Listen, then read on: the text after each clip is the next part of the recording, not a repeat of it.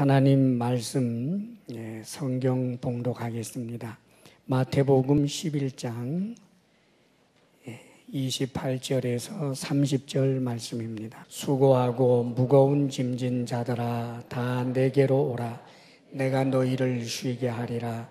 나는 마음이 온유하고 겸손하니 나의 멍에를 메고 내게 배우라. 그리하면 너희 마음이 쉼을 얻으리니 이는 내 멍에는 쉽고 내 짐은 가벼움이라 하시니라. 아멘. 오늘 특별히 초청을 받아서 교회에 예배에 참여해 주신 우리 모든 베스트 여러분들께 감사의 말씀을 드립니다. 오늘 일은 결코 우연이 아니고 하나님의 은혜 가운데서 진행된 줄로 믿습니다.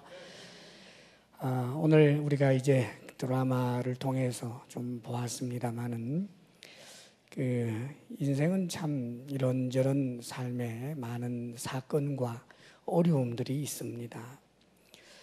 원하는 일만 있는 것이 아니고 원치 아니하는 그런 사건과 사고가 끊임없이 일어나는 것이 우리 인생인 줄 압니다. 무엇인가를 원하지만 그렇다고 다 원하는 대로 되는 것도 아니고 참 힘들고 어렵지요. 우리 주님께서 오늘 말씀에 보면 수고하고 무거운 짐진 자들아 다 내게로 오라 그러셨습니다.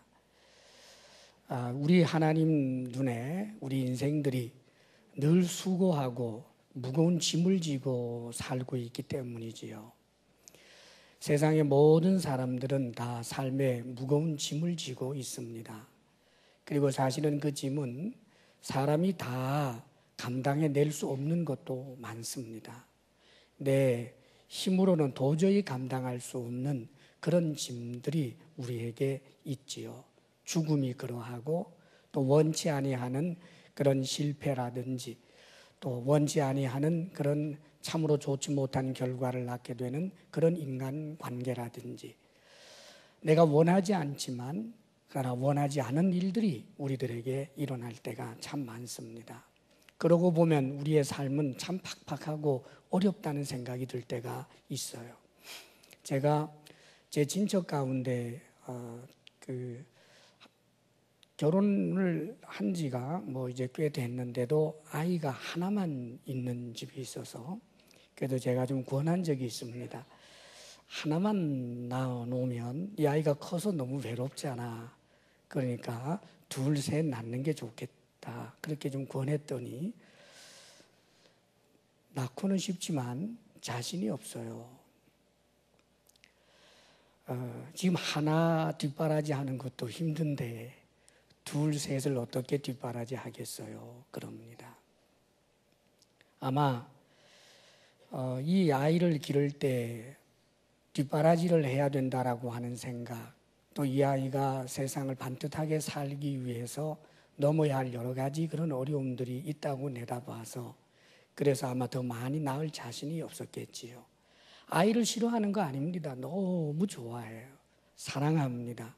자, 그렇게 눈에 넣어도 아프지 않을 만한 그런 귀여운 자녀가 하나가 아니라 둘이 되고 셋이 되면 얼마나 좋겠어요.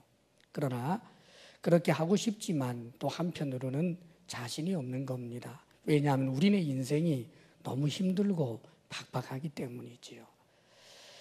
사실 우리나라는 동남아 여러 국가에서 동남아뿐만 아니라 심지어는 요즘은 유럽이나 외국에서 많이 부러워하는 국가 가운데 하나입니다.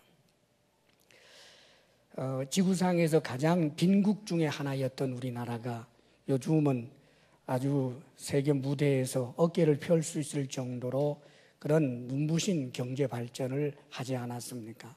그래서 어떤 분들은 그러더라고요. 단군 이래로 최고로 그런 이제 부강하게 부귀를 누리면서 살고 있다고, 부자 나라가 됐다고 그렇게들 말합니다. 근데 사실 어떻습니까? 분명히 우리가 옛날에 비하게 되면 그 생계에 너무너무 배고파서 물을 마셔야 될 정도의 그런 일은 별로 없다고 할지라도 정말 그렇게 사는 것이 넉넉하고 또 미래가 항상 행복한가 생각해 보면 그렇지 않은 것 같습니다. 지금 좋은 직장에 다니고 있다 할지라도 아마 대부분의 직장 생활하는 분들이 그럴 거예요. 만약에 어느 날 갑자기 내가 명퇴를 하게 된다면, 내가 퇴직을 할 수밖에 없는 그런 상황이 된다면, 그러면 난 뭘 먹고 살지? 이런 생각을 하게 되면 끔찍해집니다. 그리고 사실은 지금 다니고 있는 이 직장이 평생 다닐 수 있을 것이라고 생각하는 사람은 아마 없는 것 같습니다. 그래서 그때를 생각을 해서 이런저런 계산을 해보지만 사실상 답이 별로 나오지 않습니다. 나중에 퇴직금 받아서 장사를 해볼까? 조그만한 가게라도 해볼까? 그런데 그거 하다가 경험이 없었는데 다 날려버리면 어떡하지? 이런저런 불안함이 있고, 실제로 그런 일들이 우리 주변에는 얼마든지 있습니다. 전날에 우리 부모님들은 워낙 배우지 못하시고 그랬을 때 그저 자녀들을 교육시키면, 좋은 대학이라도 보내게 되면 더 이상 가난을 대물림하지 않고 잘 살 수 있을 거다라는 그런 바람을 가지고 논도 팔고 밭도 팔아서 그래서 우리네들 교육시켰습니다. 사실 한동안은 좀 그랬어요. 아닌 게 아니라 대학이라도 나오면 취직할 수 있었고 한번 취직하면 평생 직장이 돼서 또 그렇게 살 수 있었습니다. 그런데 요즘은 그런 것 같지 않아요. 우리의 자녀들 다 대학 보내지만 대학 가지 않는 자녀들은 오히려 별반 적은 것 같습니다. 대부분의 우리의 자녀들이 다 대학이라고 가지만 심지어는 인류대학을 나왔어도 취직하려고 하면 그게 그렇게 만만치가 않습니다. 우리의 자녀들 중에는 나이 30이 넘어도 사실 독립을 하지 못하는 일들이 얼마나 많은지 모릅니다. 답답하고 한숨 쉴 만한 그런 현실인 게지요. 여러 면에서 사실 우리가 산다라고 하는 것, 특별히 그저 경제적으로 우리가 원하는 바를 적당하게 사람답게 좀 살아가는 그런 일도 사실은 그렇게 쉬운 것 같지 않습니다. 사실 이 삶의 문제, 경제적인 문제뿐이겠습니까? 원치 아니하는 건강의 어떤 문제가 마치 지뢰처럼 터질 때가 있습니다. 또 사업을 하다 실패하는 일도 있고, 내가 원하지 않은 그런 여러 가지 문제들이 우리의 삶에는 얼마든지 나타납니다. 그래서 많은 사람들이 인생에 대해서 정의를 하기를 그렇게 낙천적으로들 정의하지 않는 것 같습니다. 불가에서도 인생을 정의하기를 고해라고 말합니다. 고통의 바다라는 이야기지요. 그 삶을 말하는 한자 생자를 보게 되면, 일생을 할 때 그 생자를 보면 그게 소우자에다가 제일 밑에 이렇게 한일자를 해놓았습니다. 그러니까 그 뜻 자체가 소가 하나밖에 없는 통나무 그 외나무 길을 걷는 것으로 묘사한 거지요. 그 외나무 다리 밑에는 탕류가 흐르고 있고 그 소가 아슬아슬하게 천천히 느린 걸음으로 가는 것입니다. 후다닥 달릴 수 있는 재빠른 발걸음도 없고 날개가 있어서 하늘을 날아오르지도 못합니다. 느릿느릿 위태위태하게 그렇게 걷는 것이 바로 인생이다. 그렇게 정의를 한 것입니다.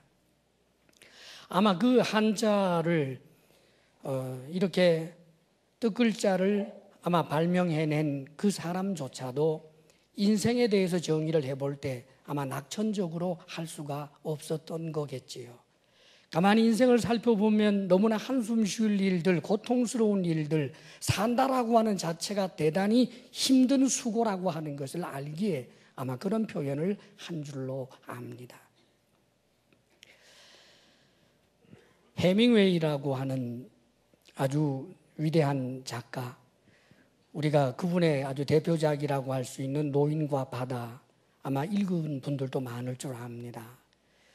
우리가 잘 아는 대로 그 내용을 요약해 보게 되면 그것은 어떤 노인이 바다에 나가서 아주 청새치, 큰 새치를 이제 잡아서 돌아오는데 이제 자신의 집, 이제 항구를 향하여 오고 있을 때 많은 상어들이 달려들어서 자기가 애써 잡은 그 엄청난 큰 물고기를 마구 뜯어 먹습니다.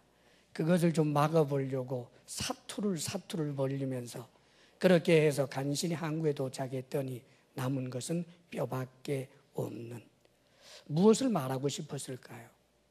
해밍웨이는 인생의 허무를 이야기한 것 같습니다. 무언가 이룬 것 같고 무언가를 가진 것 같지만은 세월은 쏜살같이 흘러가고 재물도 권력도 인기도 명예도 언젠가는 공기처럼 다 사라져버리는 그 허무함을 말하고 싶었을 겁니다. 그래서 그분은 그 삶의 허무를 견디다 못해서 결국은 자살로 마감을 합니다. 니체라고 하는 철학자도 그랬지요. 그는 참 똑똑한 사람입니다. 다른 사람이 보지 못하는 것을 볼 줄 알고 다른 사람들이 생각지 못하는 것을 생각할 줄 아는 그런 사람이었습니다. 그가 인생을 볼 때 그 인생에는 참으로 희망이 없어 보였습니다. 그래서 결국 그도 자살을 하고 말지요. 사랑하는 여러분, 사실 이렇게 뛰어난 사람들, 철학자들, 또 그런 작가들, 위대한 사람들이 우리 인생을 가만히 깊이 들여다보게 되면 참으로 인생은 수고하고 허무하고 허탄하다라고 하는 것을 떨칠 수가 없습니다. 보통 우리의 주변에서 우리가 때때로 아주 좀 부러운 사람도 있습니다. 뭐 이렇게 고공을 나르다가 추락을 하는 경우들, 날개가 있어서 성공하다가 조금 드라마처럼 그렇게 추락하는 사람들도 있습니다만은 여전히 추락하지 않고 더 고공행진을 하는 사람들이 사실 우리 주변에 전혀 없는 것은 아닙니다. 계속해서 하는 일도 잘 되고 건강하고 심지어는 잘생기기까지 하고 말이죠. 그렇게 해서 계속해서 승승장구하는 사람도 있어 보입니다. 근데 여러분 아십니까? 소위 엄청난 재벌이라고 하고 엄청난 그런 부나 혹은 권력을 누린 사람들이 또 짊어져야 할 짐이 있다는 것 아십니까? 우리처럼 하루하루 내년이면 어떻게 살까, 이 직업 잃어버리면 나는 어떻게 될까 하는 그런 짐 말고, 생계에 관한 그런 짐 말고 또 다른 짐이 있는데 그것은 허무 혹은 무의미라 하라고 하는 그런 짐을 그들은 강력하게 집니다. 사실 우리 소시민들이 누릴 수 있는 그런 행복을 그들은 누리지 못할 때가 있다고 그래요. 가령 우리는 돈 좀 넉넉하게 어디 좀 좋은 일이 있어서 생겼을 때 마침 백화점이나 이런 데 가서 바겐세일 하는 꽤 질 좋은 그런 옷이라도 하나 장만하게 되면 사실 참 행복하고 기쁩니다. 좀 수준이 괜찮은 옷을 하나 사서 입으면 옷이 구겨질까 조심하기도 하고 그 옷을 입고 나가면 저절로 입꼬리가 귀 밑에 가서 걸립니다. 왜요? 좋으니까요. 그런데 대단한 재벌은 그런 즐거움은 없다네요. 뭐 사고 싶으면 얼마든지 백화점을 통째로 살 수 있는데 뭐가 그렇게 사고 싶겠어요? 기껏해서 한다는 것이 다른 일반 사람들이 할 수 없는 일을 하면서 우월감을 갖지요. 백화점 같은 데 하고 약속하고는 일반 사람들 오지 못하게 문 걸어 잠그고 그 안에서 무슨 쇼핑하는 일도 있다고 합디다. 글쎄요, 얼마나 행복할지는 잘 모르겠습니다. 헛된 일이지요. 돌아서서 조금만 생각하면 허무하다는 생각을 하게 될 것입니다. 사실은 인생 자체가 그런 것입니다, 여러분. 권력을 쥐어도 재물이 많이 있어도 미모를 뽐내도 세월은 쏜살같이 흘러가고 언젠가는 늙고 병들고 죽을 수밖에 없는 것이 인생이라고 할 때 그 인생의 기쁨을 깊이 들여다보고 생각하면 생각할수록 허무할 수밖에 없는 것입니다. 그런데 이 문제를 해결할 수 없어서 참으로 똑똑하다라고 하던 사람들, 오히려 우리보다도 더욱더 깊이 알기 때문에, 더욱 깊이 보기 때문에, 더욱더 깊이 생각하기 때문에 그래서 자살로 마감할 수밖에 없었던 그런 사람들의 이야기를 우리는 얼마든지 볼 수 있습니다. 제가 어린 시절에 우리 집에서는 돼지를 길렀습니다. 닭도 기르고 돼지도 길렀는데 저희 어머니가 돼지 새끼들을 사가지고 오면 그래서 그 돼지를 길러서 키워서 내다 파는 그런 재미가 쏠쏠했습니다. 근데 어머니가 제일 좋아하는 것은 돼지가 죽을 줄 때 너무너무 잘 먹는 겁니다.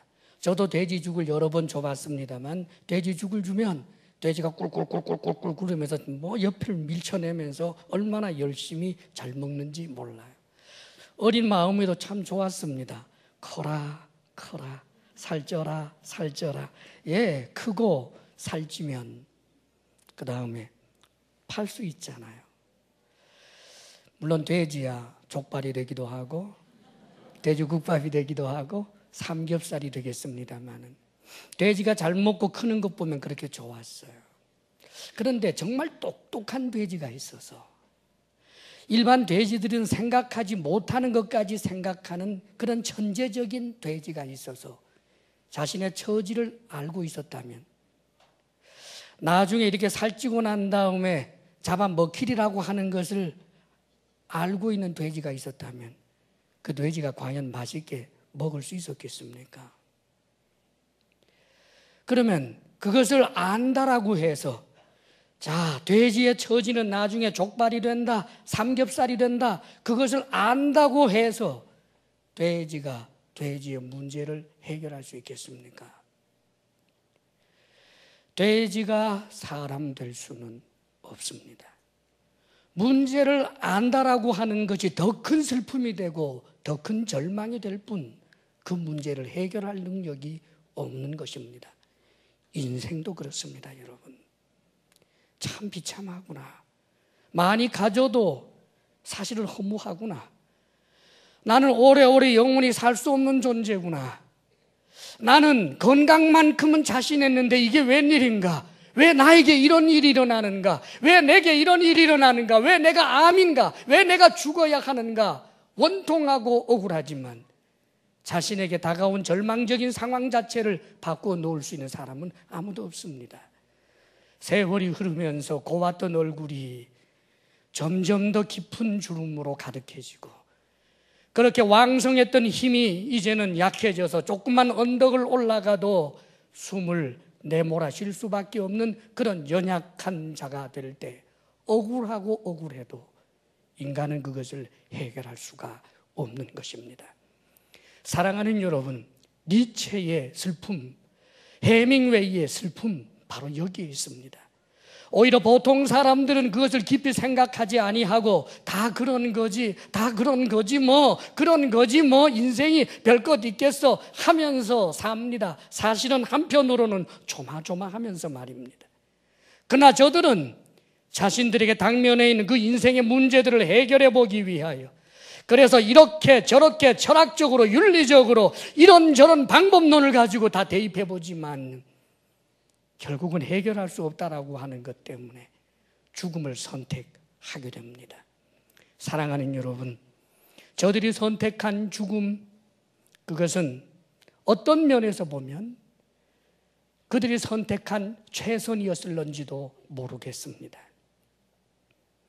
사실 죽어서 내 몸이 흙으로 돌아가고 내 이 정신세계라고 하는 것도 결국은 이 육체에 그런 붙어있는 화학작용에 의하여 일어나는 것이다라고 생각하는 그런 식으로 죽는 것이 끝이라면 어떤 면에서는 삶에 엄청난 무게가 있다면 그래서 피할 수 없는 고통스러움이 있다면 나의 자존심과 자존감이 무너질 수밖에 없는 그런 상황이 있다면 내가 추할 수밖에 없는 그런 상황이 있다면 차라리 죽는 것이 더 나을런지도 모르겠습니다. 요즘은 그래서 안락사라는 이야기도 합니다. 존엄하게 차라리 죽는 것을 자유롭게 선택할 수 있는 기회를 달라 그렇게 부르짖는 사람들도 있습니다. 그러나 잘못 알고 있습니다. 죽음은 끝이 아니기 때문입니다, 여러분.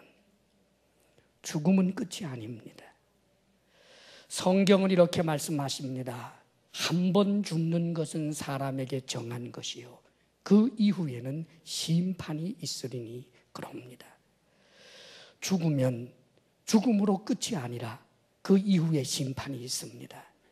내가 살아생전 느꼈던 그 삶의 무게로 인한 고통과 허무보다도 더 엄청나게 크고 비참한 지옥이라고 하는 현실이 인생에게 있다는 것입니다. 하나님께서는 이런 인간을 보고 불쌍히 여기시는 것입니다, 여러분. 산다라고 하는 자체가 짐이고 고통이고 한숨이고 눈물이고, 성공했다고 해볼지라도 그 성공이라고 하는 것이 아무리 길어도 50년 가기 어려운, 아무리 능력을 자랑한다고 할지라도 쏜살처럼 휙 지나가 버리는 그런 인생 살다가 결국은 죽어서 영원한 지옥불에 던져지는 그런 인간을 보면서 우리 주님께서는 이런 우리 인생들을 구원하시기 위하여 수고하고 무거운 짐진 자들아 다 내게로 오라, 내가 너희를 쉬게 하리라 말씀하십니다. 사랑하는 여러분, 인생의 이 짐, 인생의 이 고통, 사람 스스로 해결할 수 없는 그런 인생의 모든 짐을, 죽음의 문제와 죽음 이후의 문제까지도 완전히 해결해 줄 수 있는 분은 오직 한 분, 예수 그리스도밖에 없는 것입니다.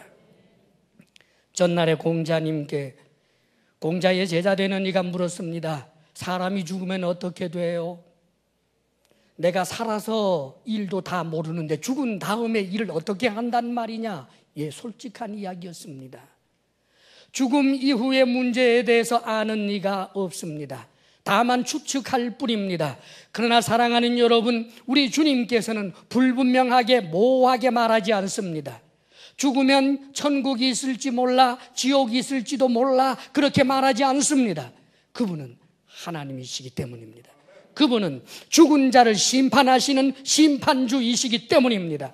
그래서 그분은 명쾌하게 이야기합니다. 우리 주님께서 하신 말씀 가운데 이런 비유의 말씀이 있었습니다. 어떤 부자가 잘 먹고 잘 살다가 죽었다는 거예요. 살아있을 때 죽음 별로 생각지 않았습니다. 한 번 죽는 것은 사람에게 누구에게나 있는 거니까 그저 한 세상 행복하게 살면 되지, 그것이 그의 관심이었습니다. 살아서 잘 살고 행복하게 살면 된다, 남에게 너무 피눈물 나는 일 하지 않으면 된다, 그 정도 수준으로 적절하게 윤리적으로, 그러나 적당하게 악과도 타협해 가면서 그렇게 어깨동무하면서 제법 많은 그런 부귀를 누리면서 살았습니다.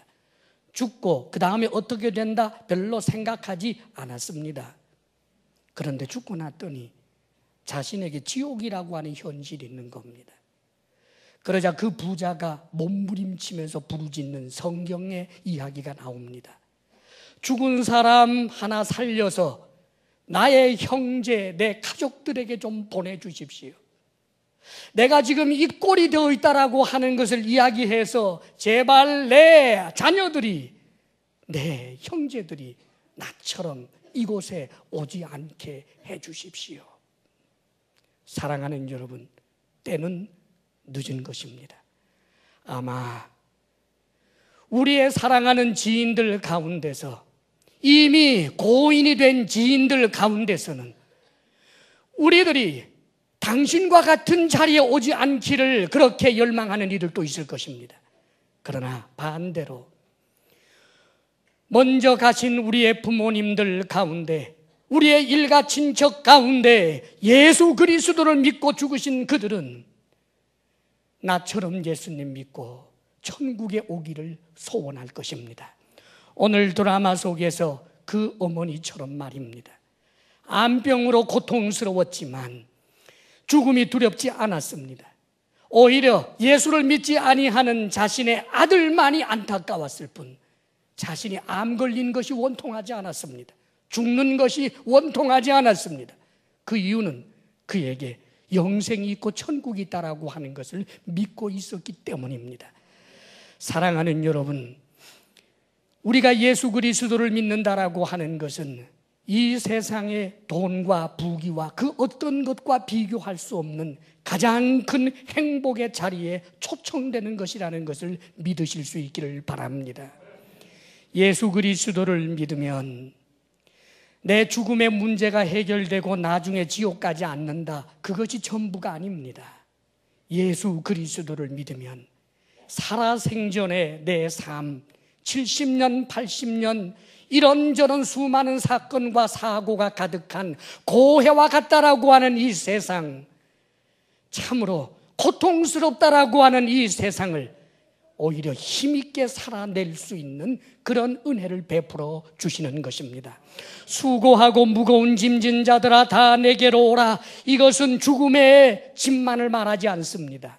현재 내가 가지고 있는 경제적인 짐, 현재 내가 가지고 있는 인간관계의 그 아픈 짐, 질병의 짐, 무의미라고 하는 짐, 이 모든 것을 내게로 가져오라고, 그리하면 내가 쉼을 주겠다라고 말씀하십니다. 여기서 주님께서 말씀하시는 이 쉼은 아무것도 하지 아니하는 그런 쉼이 아닙니다. 그것은 행복이요, 찬송이요, 감사인 것입니다. 우리 주님께서 이렇게 말씀하셨습니다. 내게로 오면 주님께서는 당신의 멍에를 매라고 하십니다. 참으로 이상한 말입니다. 나는 마음이 온유하고 겸손하니 나의 멍에를 메고 내게 배우라. 그리하면 너희 마음이 쉼을 얻으리니 이는 내 멍에는 쉽고 내 짐은 가벼움이라 하시니라. 이 멍에라고 하는 것은 원래가 가축 등에 올려놓고 거기다가 짐을 올린다든지, 혹은 그 멍에에다가 이제 줄을 걸어서 뒤에 수레를 끌게 한다든지, 혹은 쟁기를 갈게 한다든지 할 때 이 가축 위에 올려놓는 그런 도구를 멍에라고 합니다. 그런데 주님께서는 우리들이 가진 모든 짐을 가지고 주님 앞에 와서 주님의 멍에를 매라고 하십니다. 무슨 말입니까? 내 짐을 가지고 와서 주님의 멍에 위에 올려놓고 그 주님의 멍에를 함께 지라는 거예요. 그런데 놀라운 것은 우리 주님께서는 당신의 짐은 쉽고 가볍다라고 말씀하십니다. 사랑하는 여러분, 우리 주님은 거대한 멍에를 갖고 계십니다. 인류의 모든 죽음의 문제, 인류의 모든 지옥의 문제, 살아생전 모든 인간 눈뜨고 볼 수 없는 그 모든 비참의 문제를 주님께서는 능히 다 짊어질 수 있는 거대하고 거대한 그런 멍에를 우리 주님께서는 가지고 계십니다. 그 멍에 위에 모든 사람들이 자신의 짐을 올려놓고 또 올려놓고 그런다고 할지라도 우리 주님께서는 그 짐이 쉽고 가볍다라고 말씀하십니다. 왜요? 그분은 우리보다 힘이 세신 분이기 때문입니다. 그분은 우리보다 강한 하나님이시기 때문입니다. 사랑하는 여러분, 내가 가지고 있는 이 짐, 나 혼자 짊어지고 가기는 너무나 힘들었습니다. 인생이라고 하는 허무라고 하는 짐, 슬퍼하지 않으려고 하지만 자꾸만 우울해지고 슬퍼지는 이 짐, 그런데 주님께로 가지고 가서 주님의 멍에 위에 올려놓고 우리는 주님과 함께 그 멍에를 지는 것입니다. 팔레스타인에서는 보통 그 멍에를 지게 할 때 한 마리 가축에게만 하는 것이 아니라 보통 이제 쟁기를 가지고 밭을 갈거나 그럴 때 엄마 소, 아빠 소에게 큰 멍에를 걸쳐 놓는다고 그럽니다. 그리고는 이제 일을 배워야 할 아직 덩치가 작은 그런 소를 거기에다가 들어가게 하는 거지요. 엄마 소, 아빠 소와 함께 그 멍에를 지지만 아직까지 왜소하기 때문에 그 멍에는 몽땅 엄마 소, 아빠 소가 쥐게 되고 자기 자신은 가벼운 것입니다. 사랑하는 여러분, 그렇습니다. 우리의 짐을 주님 앞에 올려놓습니다.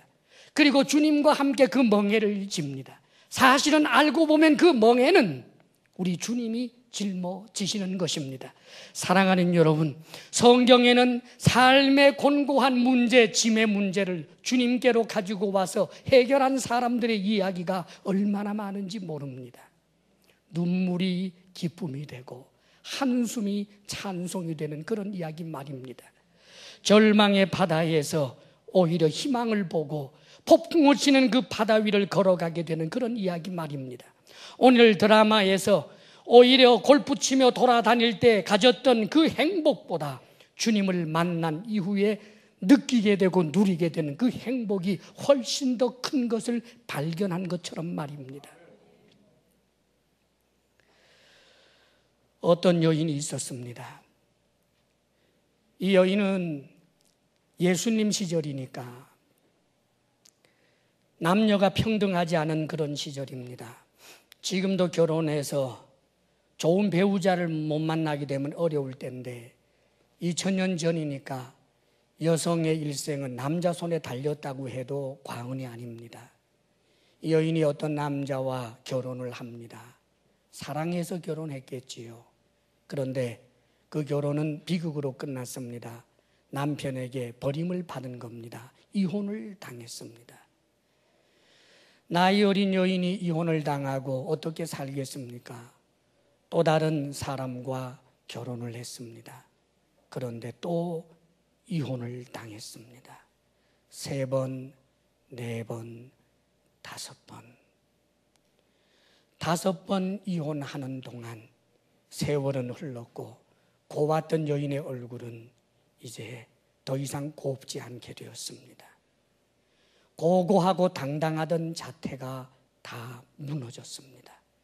그리고는 이제 6번째는 자신하고 결혼하자고 하는 사람도 없기에 형편이 별반 좋지 못한 어떤 사람의 첩이 되고 말았습니다.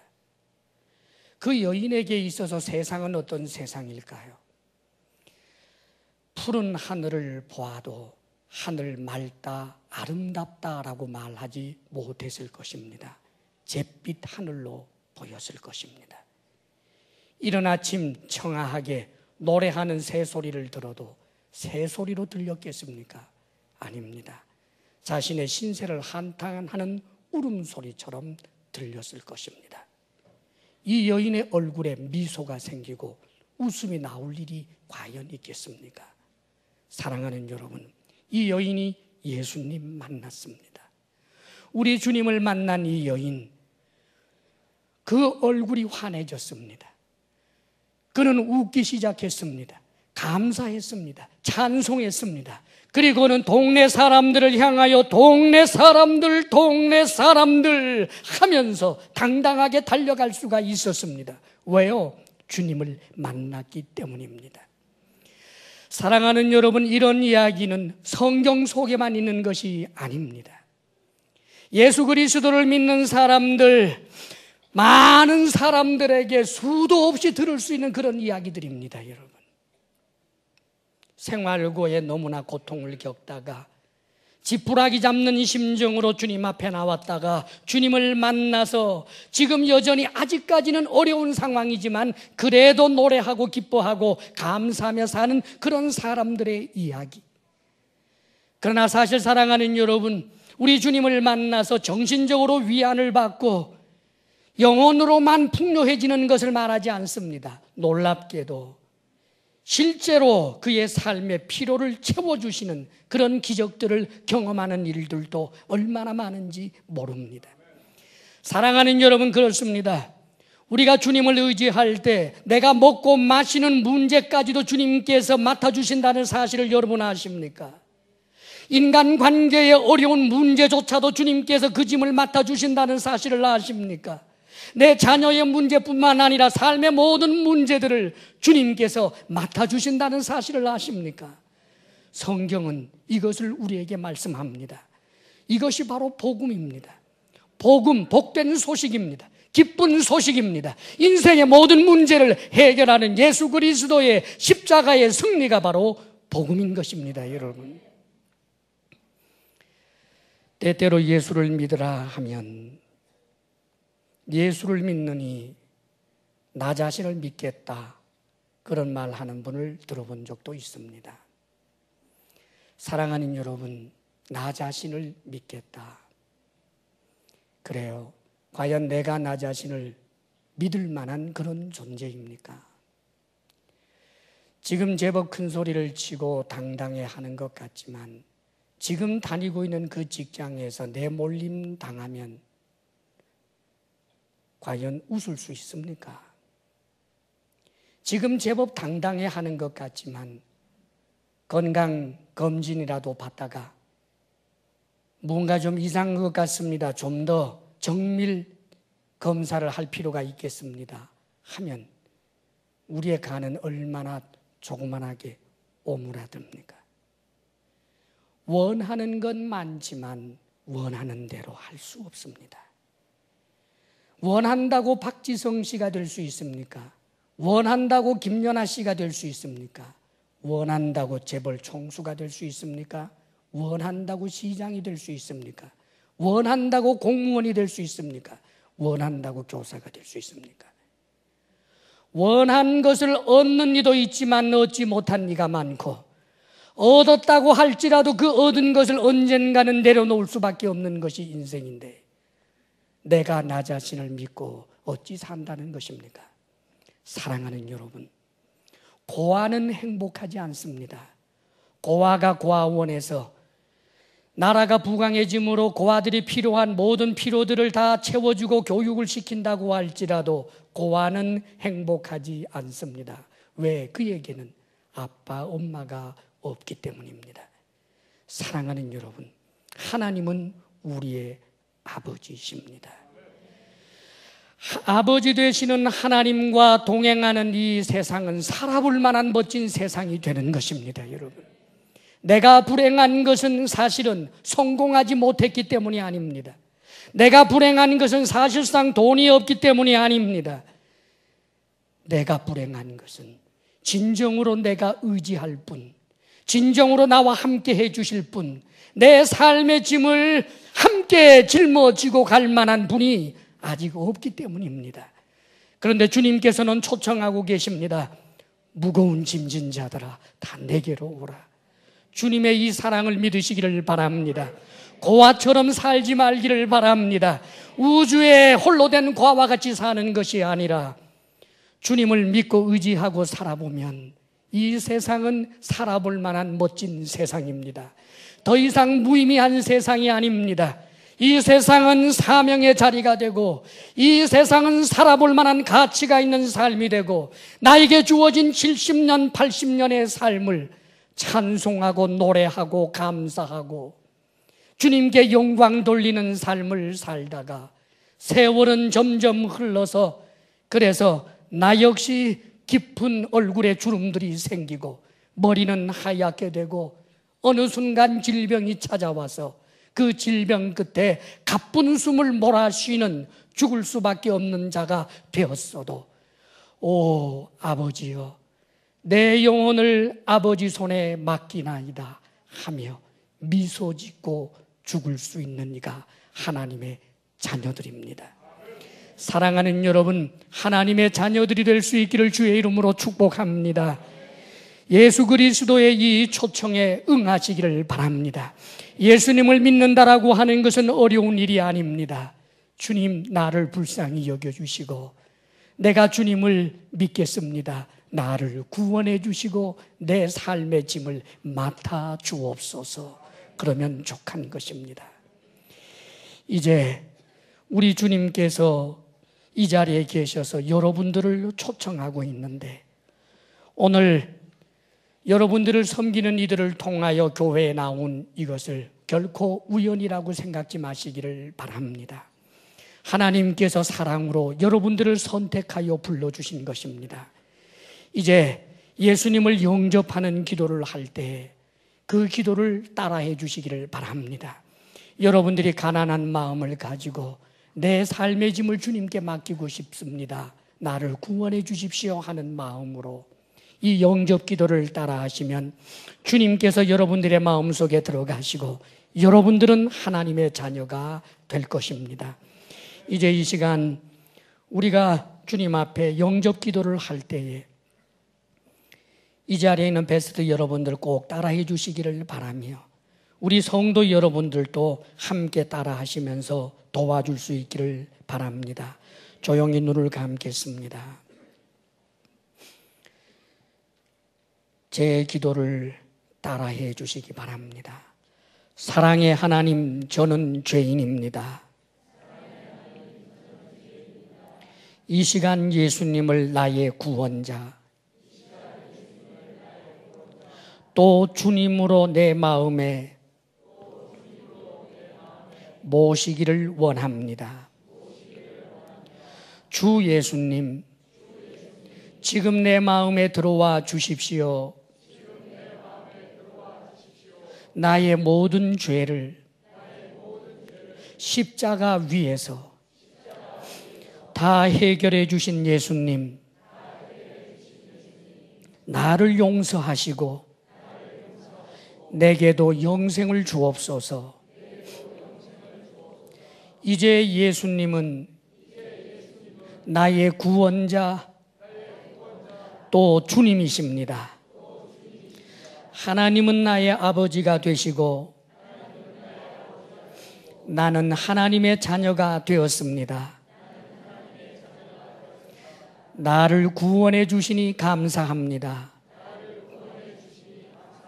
지금부터 영원토록 나와 함께 하옵소서.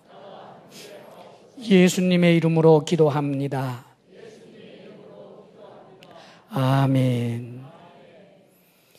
예수님을 영접하신 여러분들, 이제 하나님의 자녀가 되었습니다. 이것은 성경의 약속입니다. 기도하겠습니다. 아버지 하나님, 참 감사합니다. 무거운 짐진 자들아, 다 내게로 오라. 내가 너를 쉬게 하리라 하시는 주의 말씀을 따라 여기 하나님께서 선택하신 이들이 오늘 주님 앞에 나와 예수님께 자신의 인생 짐을 온전히 맡기고 주를 믿고 의지합니다. 아버지여, 저들의 고달픈 인생 짐, 삶의 짐, 그 모든 짐을 짊어져 주옵소서. 아버지 하나님, 삶의 짐뿐 아니라 죽음과 죽음 이후의 지옥의 짐까지도 다 주님께 내려놓사오니 아버지 하나님, 이제는 주님과 동행하며 더 이상 고아와 같이 살지 아니하며 하나님을 의지하며 찬송하며 기뻐하며 감사하며 살아가게 하여 주시옵소서. 저들이 홍눈에 흐르는 눈물 있을 때 닦아 주옵소서. 연약하여 쓰러질 때 일으켜 주옵소서. 그리하여 아버지 하나님, 이 세상을 능히 살되 살아볼 만한 멋진 세상이 되도록 역사하여 주옵소서. 거룩하신 아버지 하나님, 이제 저들의 신앙이 앞으로 점점 자라날 수 있도록 성령으로 역사하여 주셔서 믿음의 길을 가는데 견고하게 세워주시기를 간절히 원합니다. 저들을 인도하기 위해 수고한 모든 이들, 아버지 하나님, 배려하고 사랑하며 섬기는 일을 쉬지 않게 하시고 아버지 하나님께서 하늘의 거룩한 칭찬으로 칭찬하여 주옵소서. 아버지 하나님, 주님 앞에 감사하며 예물을 올려드렸습니다. 하나님께서 주신 것 가운데 다만 구별하여 올려드리지만 아버지 하나님, 우리가 드리는 이 예물의 정성을 보시사 하나님을 향하여 편 우리의 손을 부끄럽게 마옵시고 받아 주시옵소서. 이제는 우리 주 예수 그리스도의 크신 은혜와 하나님 아버지의 한없는 사랑과 성령의 교통하심과 충만케 하심이 내가 예수님을 믿겠습니다. 내 마음에 들어와 주옵소서. 주님을 영접한 사랑하는 모든 이들 위에와 이 자리에 함께 예배한 모든 사랑하는 주의 백성들 위에 이제로부터 영원토록 함께 하시기를 간절히 축원하옵나이다. 아멘.